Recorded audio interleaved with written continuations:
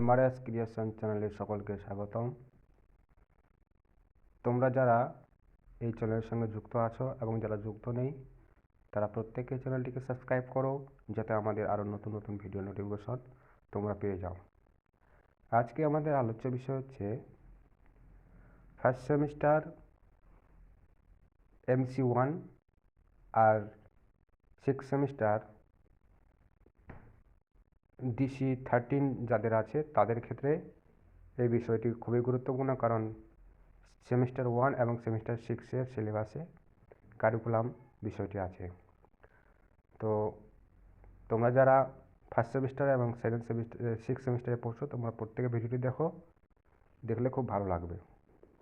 আজকে আমাদের আলোচ্য বিষয় হচ্ছে পাঠ্যক্রমের প্রকৃতি ও পরিধি, স্কোপ অ্যান্ড নেচার। প্রথমে আমরা পাঠ্যক্রমের প্রকৃতি নিয়ে আলোচনা করব, তারপরে আমরা পাঠ্যক্রমের পরিধি নিয়ে আলোচনা করব। তো শুরু করি। কতগুলি লক্ষ্য পূরণের জন্য পাঠ্যক্রম হলো শিক্ষক ব্যবহৃত যন্ত্র বা উপকরণ। পরেরটা, পাঠ্যক্রম ব্যক্তি ও নাগরিক হিসাবে শিক্ষার্থীর লক্ষ্য পূরণের চেষ্টার মাধ্যমে দেশের জাতীয় লক্ষ্য পূরণে সচেষ্ট হয়। 3, পাঠ্যক্রম হলো একটি শীর্ষবিন্দু যার চারিদিকে মানুষের জ্ঞান কেন্দ্রীভূত হয়। পাঠ্যক্রমে সেই সব কাজ অন্তর্ভুক্ত হয় যার শিক্ষার উদ্দেশ্য সাধনে বিদ্যালয়ে চর্চা চলে। কাজের নিরিখে শিক্ষার্থীর চারপাশে যা কিছু তাকে ঘিরে থাকে সেই সব নিয়েই পাঠ্যক্রম তৈরি হয়।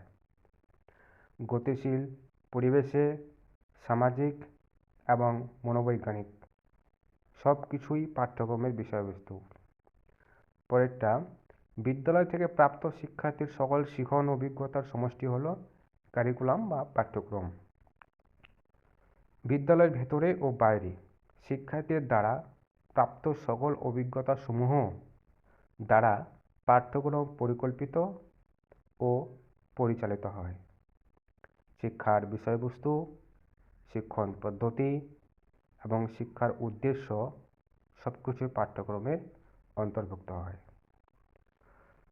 পরেরটা, লক্ষ্য উদ্দিষ্ট কতগুলি কাজ নিয়ে সংগঠিত কর্মসূচি হলো পাঠ্যক্রম। পাঠ্যক্রম হলো পরিকল্পিত শিখন। পাঠ্যক্রম শিক্ষামূলক পরিকল্পনা। পাঠ্যক্রম হলো শৃঙ্খলা বা চিন্তার পন্থা। পাঠ্যক্রম জ্ঞানমূলক ও অনুভূতিমূলক বিষয়বস্তু ও প্রক্রিয়া। পরেরটা, পাঠ্যক্রম সাম্প্রতিকতম প্রযুক্তির ব্যবহার করে এবং প্রতিফলন ঘটায়। এটা ছিল হচ্ছে পাঠ্যক্রমের প্রকৃতি। এবার আমরা পাঠ্যক্রমের পরিধি নিয়ে আলোচনা করব। পাঠ্যক্রমের পরিধি বিস্তৃত ও সর্বব্যাপক। এটি শিক্ষার্থীর জীবনের যে সকল দিককে স্পর্শ করে তা হলো, প্রথমে আছে শিক্ষার্থীর চাহিদা ও আগ্রহ, পরে আছে শিক্ষার উপযুক্ত পরিবেশ, তারপরে আছে উপায় ও পদ্ধতি যার মাধ্যমে শিক্ষার্থীর অগ্রগতি সম্ভব এবং যা শিক্ষার্থীর কার্যকরী শিখন সম্ভব করে তোলে তাকে অন্তর্ভুক্ত করে। শিক্ষার্থীর সামাজিক দক্ষতা বাড়িয়ে তুলে তাকে সমাজের সঙ্গে সংগতি বিধান করতে শেখায়।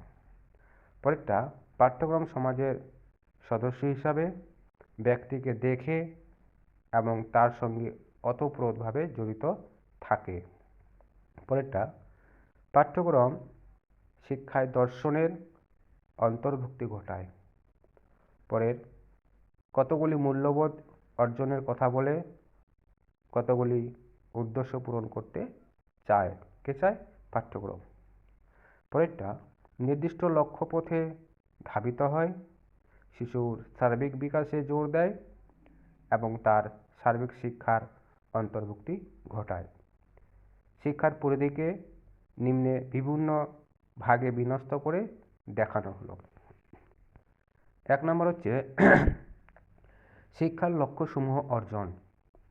শিক্ষার সংগঠন পাঠ্যক্রমের ভিত্তিতে দাঁড়িয়ে থাকে। সেজন্য পাঠ্যক্রম নির্মাণের উদ্দেশ্য হলো শিক্ষার কতগুলি লক্ষ্য অর্জন করা। 2. সময় ও শক্তির সঠিক ব্যবহার। পাঠ্যক্রম শিক্ষার্থী ও শিক্ষককে শিখন ও শিক্ষণের জন্য সময় ও শক্তির সঠিক ব্যবহারের নির্দেশনা দেয়। পরে 3 নাম্বার জ্ঞান অর্জন। পাঠ্যক্রম জ্ঞান অর্জনের লক্ষ্যে বিভিন্ন জ্ঞানমূলক বিষয়ের অন্তর্ভুক্তি ঘটায়। 4 নাম্বার বিষয়সমূহের গঠন নির্ধারণ। প্রাথমিক থেকে বিশ্ববিদ্যালয় স্তর পর্যন্ত বিভিন্ন বিষয়ের পাঠ্যক্রম স্তর অনুযায়ী বিভিন্ন বিষয় দ্বারা নির্মিত হয়। 5 নাম্বার পাঠ্যক্রমে এমন বিষয়সমূহের সন্নিবেশ ঘটাতে হবে যা শিক্ষার্থীর শারীরিক, সামাজিক ও নৈতিকতার বিকাশ ঘটাতে পারে। 6 নাম্বার পাঠ্যপুস্তক প্রণয়ন। বয়স্তর ও শিক্ষাস্তর অনুযায়ী উপযুক্ত পাঠ্যপুস্তক প্রণয়ন পাঠ্যক্রম পরিকল্পনার অঙ্গ। 7 নাম্বার পরীক্ষা পরিচালনা। আমাদের শিক্ষা ব্যবস্থা হলো পরীক্ষা নিয়ন্ত্রিত, সেজন্য পাঠ্যক্রমকে হতে হবে শিখন এবং পরীক্ষণের ভিত্তি। 8 নাম্বার শিখন পরিস্থিতির সঠিক সংগঠন। পাঠ্যক্রম সঞ্চালনের জন্য শিখন পরিস্থিতির সঠিক সংগঠন প্রয়োজন। তারপরে 9 নাম্বার নির্দেশনা দানের পদ্ধতি সম্পর্কে সিদ্ধান্ত গ্রহণ। পাঠ্যক্রম অনুযায়ী নির্দেশনা দানের পদ্ধতি সম্পর্কে সিদ্ধান্ত গ্রহণ করা প্রয়োজন। ধন্যবাদ। আজকে এই পর্যন্ত। তোমাদের যদি ভালো লাগে তাহলে ভিডিওটিকে লাইক, শেয়ার করো এবং আরও অন্যান্যদের দেখার সুযোগ করে দাও।